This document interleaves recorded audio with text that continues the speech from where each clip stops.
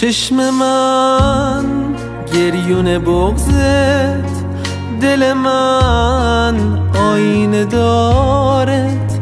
نگاه تو بده به چشمام، دیگه بس انتظارت. برای از تو نوشتن مثل واژه ها حقیرم. اگه حرف تازه ای نیست که دوباره گر بگیرم،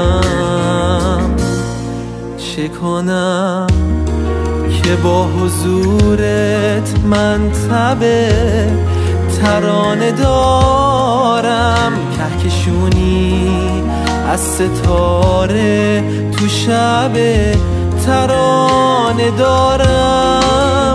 جاده ها رو نمیبینم، مه گرفته این چشامو.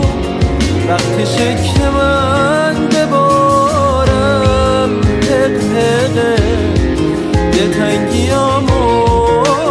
تو همین جمعه نزدیک طرح بی‌تابی من شو. ابر رو بده به گریه دریای آبی من شو.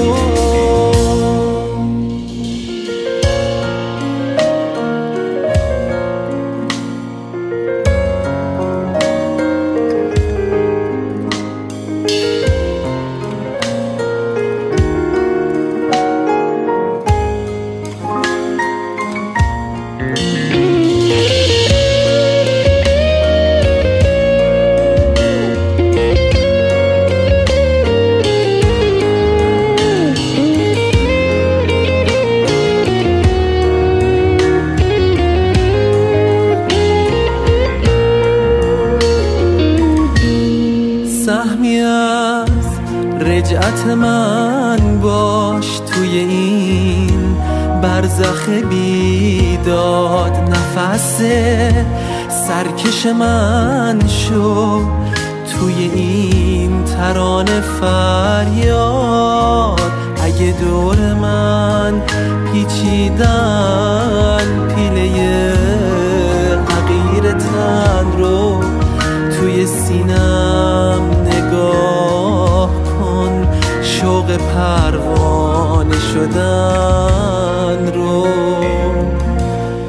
فاصله بین من و تو حجم سرد یه دیواره.